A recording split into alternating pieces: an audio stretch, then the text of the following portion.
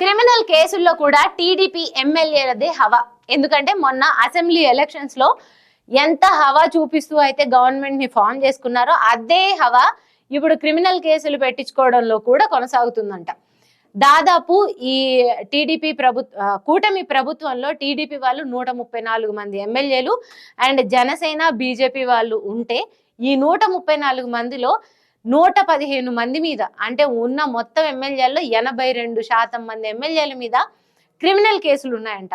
వారితో పాటు 82 మంది ఎమ్మెల్యేలు, అంటే మొత్తం ఉన్న ఎమ్మెల్యేల్లో 61% మంది ఎమ్మెల్యేల మీద తీవ్రమైన క్రిమినల్ కేసులు ఉన్నాయంట. దాదాపు ఇది ఇప్పుడు 86% అంటే ఎంత, ఇంకో 14% మంది మిగిలినట్టు. మిగతా అందరి మీద ఏవో రకమైన క్రిమినల్ కేసులు ఉన్నట్టే.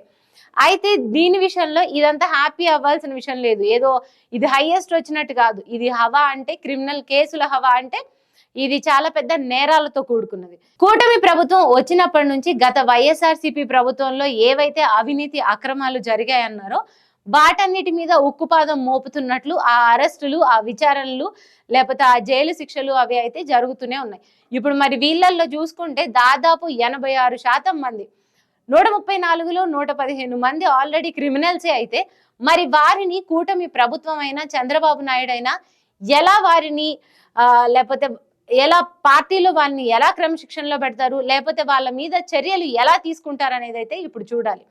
ఓన్లీ వైఎస్ఆర్సీపీ ప్రభుత్వంలో జరిగినదే మాత్రమే అన్యాయం, అవినీతి కాదు కదా. ఇక్కడ ఇప్పుడు జరుగుతున్నదంతా మంచి అని కాదు కదా. ఈ వచ్చిన 9 నెలల్లోనే వీళ్ళు ఈ 134లో 115 మంది క్రిమినల్ కేసులలో ఉన్నారు అంటే తర్వాత రానున్న రోజులలో, అంటే రానున్న 4 ఏళ్లలో ఈ ప్రభుత్వం ఇంకెన్ని చేయబోతుంది అనేది కూడా రాజకీయ విశ్లేషకులు అయితే ఒక మాట అంటున్నారు.